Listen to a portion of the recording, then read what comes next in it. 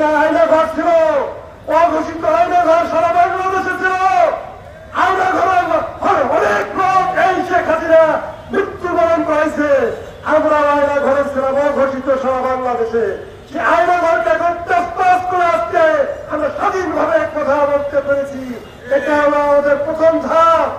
আমাদের বিরুদ্ধে কিন্তু অনেক শত্রু আছে। আওয়ামী লীগের তারা এখনো বেঁচে আছে। তারা চায় আন্তর্জাতিক অংশী আমাদের সাথে যাতে গোলমাল